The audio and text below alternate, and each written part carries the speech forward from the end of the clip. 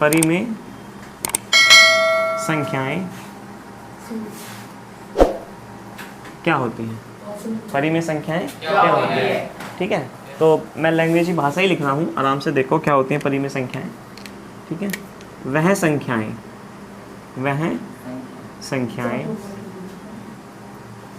ठीक है, वह संख्याएं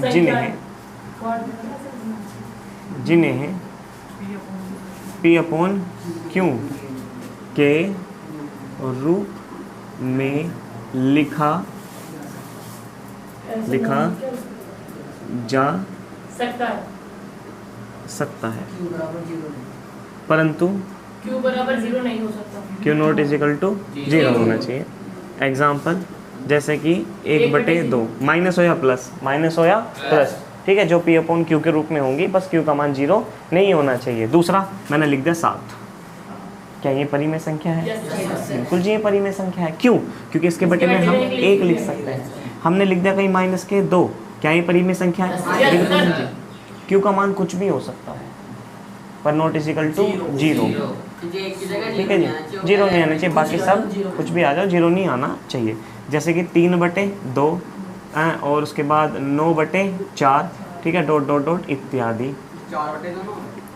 है ना, 4/2 भी होगी। ये सब क्या है आपकी कैसी संख्या है? परिमेय संख्या है। ठीक है जी, अब आती है बात अपरिमेय की, जिस पर हम बात करेंगे, जिसको हम यहाँ पे क्वेश्चन को प्रूफ करेंगे। अपरिमेय संख्या, अपरिमेय संख्या क्या होती है? अपरिमेय संख्याएं। ठीक है जी, आराम से देखो। हाँ जी, सीधी सी बात है, इसका अपोजिट है बिल्कुल। वह संख्याएं जिन्हें, वेरी गुड, जिन्हें P/Q के रूप में व्यक्त नहीं किया जा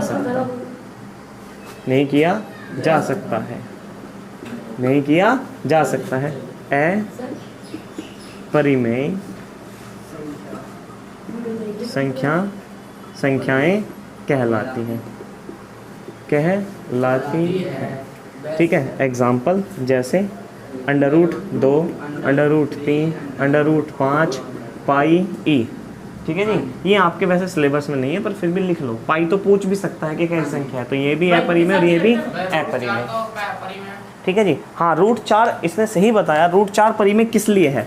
देखो, क्योंकि अगर हम √4 लिखते हैं तो √4 का वर्गमूल 2 होता है। अगर हम √9 लिखते हैं, √ का वर्गमूल 3 होता है। अगर हम √25 लिखते हैं तो 25 का वर्गमूल 5 होता है जी। सही है जी, तो जैसे √ हम कितने लिखने लगे? 36 लिखने लगे, कितना होता है? 6 होता है। अगर हम √49 लिखने लगे, कितना होता है? 7 होता है। तो ये सब कैसी संख्याएं हैं? परिमेय संख्याएं हैं। जरूरी नहीं है कि हर जिस पे भी रूट हो वो क्या हो? अपरिमेय संख्या हो। ठीक है जी, इसको जल्दी से कॉपी करो। हो गया? चलो जी, इसके बाद देखते हैं सह अभाज्य संख्याएं क्या होती हैं। सह अभाज्य संख्याएं,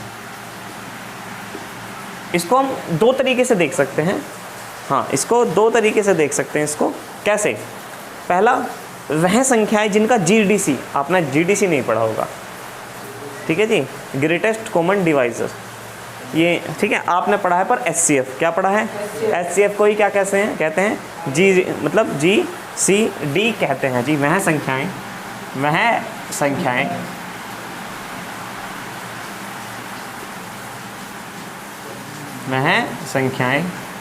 ठीक है, जिनका HCF क्या होता है? 1 होता है। क्या होता है? 1 होता है। ठीक है जी, क्या कहलाती हैं? सह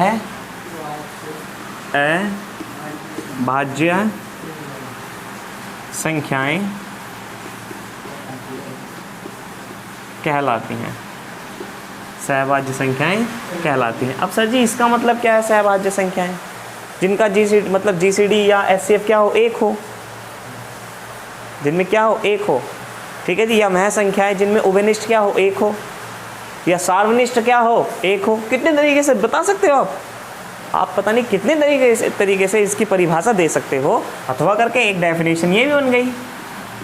अथवा वह संख्याएं वह संख्याएं, ठीक है जी, जिनका सार्वनिष्ठ क्या हो, एक हो, क्या हो, एक हो, क्या हो, एक हो, क्या कहलाती हैं, सह अभाज्य संख्याएं कहलाती हैं। अब कैसे मैं बताता हूँ, एक से ज़्यादा हो ही नहीं सकता। जैसे कि 2,3, अब 2 के गुणनखंड करो और 3 के गुणनखंड करो, क्या आएगा, 1 कॉमन। फॉर एग्जाम्पल 3,5, पर संख्या जोड़े में होनी चाहिए। संख्या किस में होनी चाहिए, जोड़ों में। जैसे यहाँ पे जोड़ों में, यहाँ से जोड़ो।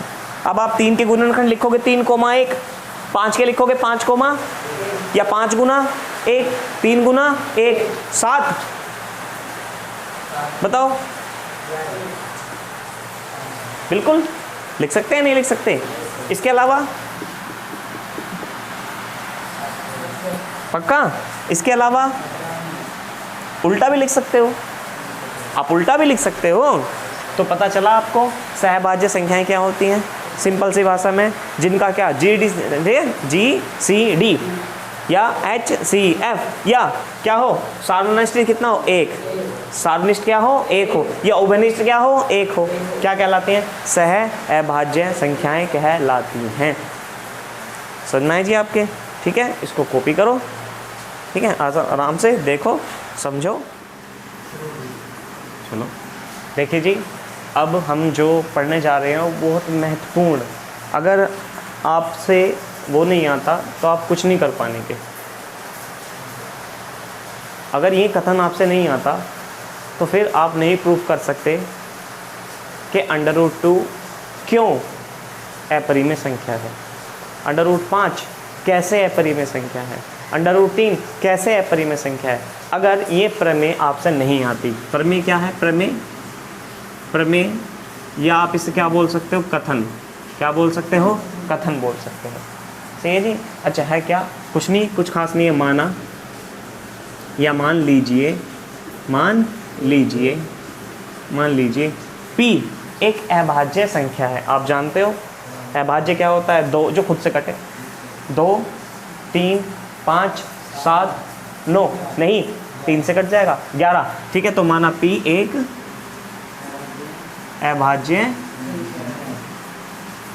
अभाज्य संख्या है। वेरी गुड, P एक अभाज्य संख्या है, ठीक है। यदि P a स्क्वायर को, यदि P a स्क्वायर को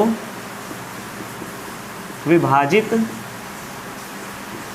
यदि P a स्क्वायर को विभाजित करता है, यदि P a स्क्वायर को विभाजित करता है, तब P भी a को विभाजित करेगा, a को विभाजित करेगा। समझे या नहीं समझे? उसके कहने का अर्थ ये है कि यदि P a स्क्वायर को काट देता है, यदि P से a स्क्वायर विभाजित हो जाता है, तो P से a भी विभाजित होगा। फॉर एग्जाम्पल मैंने ले लिया है 50, क्या ले लिया, 50।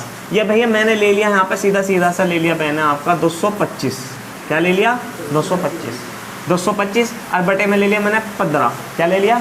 अब मुझे ये बताओ 225 किसका मान होता है, 225 a स्क्वायर बराबर मैं रख सकता हूँ 15 का वर्ग। 15 का वर्ग क्या होता है, 225। अब ये बताओ क्या लिख सकता हूँ, 15 का होल स्क्वायर बटे में 15। बताओ जी 15 से 15 कट गया। अब a का मान क्या बचा, यहाँ से a बराबर क्या आया जी साहब, 15। भाई आपने कहा a स्क्वायर को p विभाजित कर देगा, ठीक है, मतलब a स्क्वायर p से कट जाएगा। तो आप मान के चलो कि a का मान क्या ले लें सर जी, 225 ले लिया और p का मान कितना ले लिया, 15। तो कटोगे कितना आएगा, 15, ठीक है जी। अब नो बताओ, मैंने कहा फिर a जो p है वो a को भी विभाजित करेगा। अब a क्या है आपका 15 और p भी क्या है आपका 15, क्या आ गया 1। सही है। फिर और ले लेते हैं, बहुत सारे उदाहरण के तौर पर। उसने कह दिया a स्क्वायर का मान है 125, p का मान कितना है 5, क्या 125 5 से कट जाएगा, 25 पंजे 125। अच्छा जी, ठीक है, कोई आपत्ति? कट गया नहीं कट गया? तो इसके कहने का अर्थ है कि ए भी पी से कटना चाहिए। समझ में आया आपके? संख्या आप कुछ भी ले सकते हो, ठीक है जी। तो पता चला उसने क्या कहा, कथन बड़ा महत्वपूर्ण है, ध्यान रखना, बहुत ज़्यादा महत्वपूर्ण कथन है। कथन में ये कहा गया है कि आपके पास पी कोई अभाज्य संख्या है, ठीक है जी, 5 एक अभाज्य संख्या, 5 एकम 5। तो कह रहा है कि यदि पी ए स्क्वायर को विभाजित करता होगा तो पी ए को भी विभाजित करेगा। और ए क्या है जी यहाँ पर, जहाँ ए एक धनात्मक पूर्णांक है, जहाँ एक धनात्मक पूर्णांक, जहाँ ए एक धनात्मक पूर्णांक है। सिंपल सी भाषा में पता चला जी। ये कथन आपसे आना बहुत ज़रूरी है। एक चीज़ और देख लो बस, जो आपके सिलेबस में केवल यही है और कहीं नहीं है, और उसका नाम है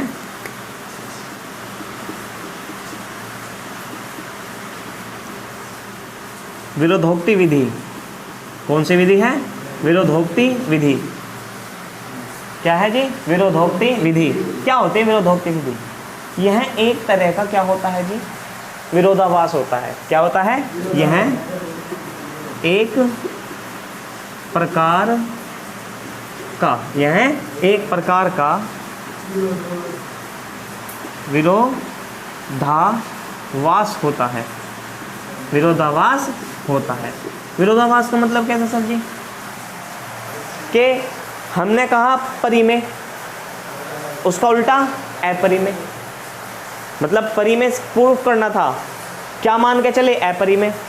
बाद में वो क्या सिद्ध कर दिया? परिमेय। समझ में आई जी बात? विरोधाभास का मतलब उल्टा लेके चलना है आपको।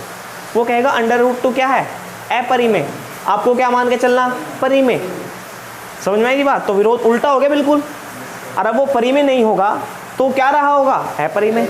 आप मान के क्या चले? परिमेय। आप क्या मान के चले? परिमेय मान के चले। पूरे क्वेश्चन को परिमेय के अनुसार सोल्व करते चले गए, ठीक है जी। पर वो परिमेय प्रूफ नहीं हो पाया तो फिर वो क्या रहा होगा? तो पता चला विरोधोक्ति विधि क्या है जी? विरोधोक्ति विधि का मतलब है कि यह एक विरोधाभास है। सही है जी। विरोधाभास कैसे है? कि मैंने मान लिया, माना √2 एक परिमेय संख्या है। नहीं जी, परिमेय संख्या नहीं है तो फिर क्या रही होगी?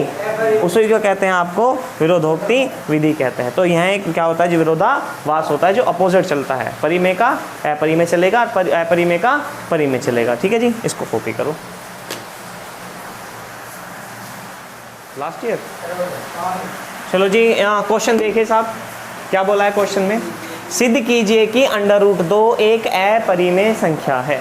अब इसको प्रूफ करने के लिए ना हमें दो चीज़ों की आवश्यकता होगी। पहला, जो हम अभी कथन पढ़ के आए हैं कि P क्या है आपके पास? कोई अभाज्य संख्या जो किसको विभाजित करता है? P स्क्वायर को, A स्क्वायर को, तो वो A को भी विभाजित करे। दूसरा, कौन सी विधि? विरोधोक्ति विधि, ठीक है जी, जो क्या कराती है? एक तरह का विरोधाभास है जो अपोजिट चलती है, उल्टा चलती है। तो बस इसमें कुछ खास नहीं है। चलो हल करते हैं जी। देखिए हल किस प्रकार से है। हल माना अपोजिट लेके चलना है। क्या चलना है आपको? अपोजिट लेके। ये क्या मान के चल रहा है? परिमेय, अपरिमेय। आपको क्या मान के चलना है? परिमेय। माना √2 एक परिमेय तो कहाँ है? अपरिमेय कहाँ? परिमेय लेके चलना है आपको। परिमेय संख्या है, ठीक है जी। परिमेय संख्या है तथा A और B दो सह अभाज्य संख्याएं हैं। दो सह अभाज्य संख्याएं हैं। तब अब एक बात बताओ, A और B क्या है? दो सहअभाज्य संख्याएं हैं। √2 क्या है? एक परिमेय संख्या है। परिमेय संख्या को कैसे लिख सकते हो? P/Q के रूप में, मतलब A/B के रूप में लिख सकते हैं, नहीं लिख सकते? परिमेय संख्या का यही तो अर्थ है, A/B, ठीक है जी। अच्छा, ठीक है। अच्छा, दोनों पक्षों का वर्ग करने पर, दोनों पक्षों का वर्ग करने पर, जब आप दोनों पक्षों का वर्ग करोगे, √2 का होल स्क्वायर, A/B का होल स्क्वायर, यहाँ क्या बचा? 2, और यहाँ बचा A स्क्वायर, क्या आ गया? B square. ये इसकी मल्टीप्लाई में चला गया, 2B स्क्वायर आ गया A स्क्वायर। अब एक बात बताओ, इसको पूरे को क्या मान लूँ, p, क्या मान लूँ, p। अभी मैंने आपको क्या बताया, मैंने आपको बताया कि p किसको डिवाइड करता होगा, a स्क्वायर को p डिवाइड करता होगा, ठीक है, कोई आपत्ति, सही जी। तो 2 किसको विभाजित करता होगा, a स्क्वायर को। तो यहाँ से आप क्या लिखोगे जी, ठीक है जी, अतः चूँकि 2 a स्क्वायर को विभाजित करेगा, जब 2a स्क्वायर को विभाजित करेगा, तो नू बताओ मुझे, अतः 2 किसको विभाजित करेगा, 2a को भी विभाजित करेगा। आया है नहीं आया समझ में, विभाजित करेगा, आया है नहीं आया समझ में। क्योंकि हमने अभी आपसे बताया था कि अगर a स्क्वायर को p विभाजित करता है तो a को क्या जी, p विभाजित करेगा, कथन के अनुसार। क्या मान लिया, अच्छा जी। आपने क्या कहा जी, तो a को जो कौन विभाजित करेगा, 2 विभाजित करेगा ना, 2। अब 2 एकम 2, और किसका विभाजित कर सकता है, 4 को, 2 दूनी 4, 2 तिया 6, 2 चौक 2 पंजे, तो क्या मान लूँ मैं, m, क्या मान लूँ, m, ठीक है जी।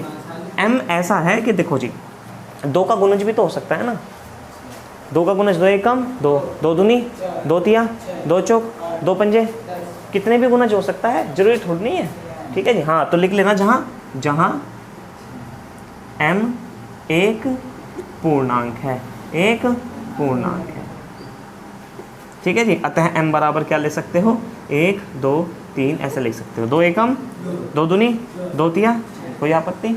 इसको तो मान लो आप इक्वेशन 1, ठीक है जी। और इसे मान लो कथन a मान ले, इसको क्या मान ले, इसको कथन a मान लिया, सही है जी। अच्छा, a का मान समीकरण 1 में रखने पर, a का मान समीकरण 1 में रखने पर, अब जब आप a का मान समीकरण 1 में रखोगे, ये समीकरण 1 है, क्या लिखा आपने, 2b का स्क्वायर, क्या लिखा बराबर, a की जगह क्या रखना आपको, a की जगह रखना 2m का होल स्क्वायर, 2b का होल स्क्वायर, 2 का वर्ग क्या होता है 4, क्या आ गया m का स्क्वायर, बताओ b स्क्वायर क्या है, 2 दूनी 4m का स्क्वायर, ठीक है। और करके इसको ऐसा नहीं लिख सकते, 2m स्क्वायर बराबर क्या लिख दिया, b का स्क्वायर। ये क्या हो गई समीकरण आपकी 2। अब मुझे एक बात बताओ, यहाँ 2 किसको विभाजित कर रहा था, a स्क्वायर को, यहाँ 2 किसको विभाजित करेगा, b स्क्वायर को। आया समझ में नहीं आया, आया है या समझ में नहीं आया, मतलब 2 a को भी काटेगा, 2 b को भी काटेगा, 2 a को भी विभाजित करेगा, 2 b को भी विभाजित करेगा। इसका अर्थ क्या है, इसका अर्थ यह है कि कहीं ना कहीं 2 a के गुणनखंड में भी होगा, और कहीं ना कहीं 2 b के गुणनखंड में भी होगा, कहीं ना कहीं 2 a स्क्वायर के गुणनखंड में भी होगा, और कहीं ना कहीं 2 b स्क्वायर के गुणनखंड में भी होगा। आया बात पकड़ में। तो कैसे लिखोगे आप यहाँ लिखोगे 2b स्क्वायर को क्या करेगा, b स्क्वायर को विभाजित करेगा, ठीक है जी, करेगा। फिर क्या लिखोगे, अतः 2 किसको, b को भी विभाजित करेगा, तो क्या लिख सकते हो यहाँ पे, अर्थात क्या लिख सकते हो, अर्थात जब b 2 को विभाजित कर रहा है तो यहाँ पे क्या लिख सकता हूँ, बताओ जी, bn लिख सकता हूँ, क्या लिख सकता हूँ, bn। n बराबर क्या होगा, कोमा लगा, n बराबर 1 2 3 ऐसे कुछ भी ले सकते हो, संख्या कुछ भी हो सकती है, 2 का गुणज भी हो सकता है ना, 2 दूनी 2 एकम 2, 2 दूनी 4, 2 तिया 6, 2 से जुड़ी हुई कोई सी भी संख्या हो वो a को भी विभाजित करेगी और b को भी विभाजित करेगी। इसके कहने का अर्थ ये है। अब एक बात बताओ जी, अब आप समझदार बच्चे हो, ये क्या हो गया, कथन b हो गया, कथन b हो गया। अब यहाँ से सवाल समझने का आता है, कथन a क्या कहता है, 2 a को विभाजित करेगा, कथन b क्या कहता है, 2 b को भी विभाजित करेगा, 2 a को भी विभाजित करेगा, 2 b को भी विभाजित करेगा, मतलब कहीं ना कहीं 2 a के गुणनखंड में भी होगा, 2 b के गुणनखंड में भी होगा, परंतु a और b कैसे संख्याएं हैं जी, a और b कैसे संख्याएं हैं, बताओ आप, कैसे संख्याएं हैं a और b, बताओ कैसी, सह अभाज्य संख्याएं, कैसे संख्याएं हैं, सह अभाज्य संख्याएं। और सह अभाज्य संख्याओं की शर्त क्या होती है, सह अभाज्य संख्याओं की शर्त होती है कि इनका HCF जो होता है या इनका सार्वनिष्ठ जो होता है या इनमें उभयनिष्ठ जो होता है वो क्या होता है, 1, क्या होता है, और इसमें उभयनिष्ठ क्या आ रहा, 2, इसमें क्या उभयनिष्ठ आ रहा, 2, आना क्या चाहिए था 1, आ गया क्या 2। इसका मतलब क्या रहा होगा, अर्थात a और b, अर्थात a और b सहभाज्य संख्या नहीं है, सहभाज्य संख्या नहीं है। ठीक है जी, अर्थात अंडर रूट 2, अर्थात अंडर रूट 2 एक अपरिमेय संख्या होगी, अर्थात अंडर रूट 2 एक अपरिमेय संख्या होगी। आया जी पकड़ में आपके। ठीक है जी, इसमें लिख रहा हूँ मैं। ठीक है जी, इसमें लिखो, इसको कॉपी पूरा लिखता हूँ। ठीक है जी, तो b = 2n, यहाँ से क्लियर होता है कि जो 2 है वो a के भी गुणनखंड में होगा और b के भी गुणनखंड में होगा। तो इसको यहाँ पे लिखेंगे अर्थात 2, ठीक है, a और b, a और b दोनों सह या दोनों संख्याओं का क्या है जी, दोनों संख्याओं का बताओ, सार्वनिष्ठ मतलब कॉमन, सार्वनिष्ठ है जो कि 1 के अतिरिक्त है, क्योंकि आना क्या चाहिए था, 1 जो कि 1 के अतिरिक्त है,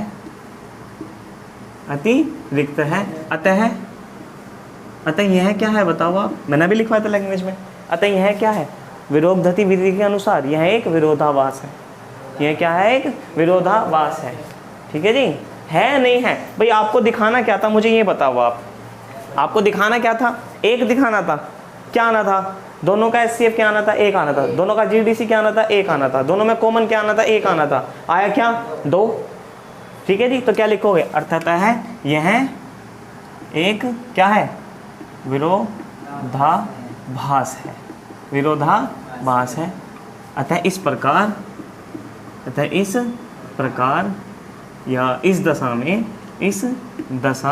में अंडर रूट 2 एक क्या संख्या होगी,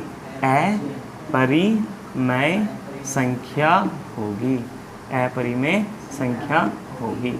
ये आपका कंप्लीट क्वेश्चन हुआ।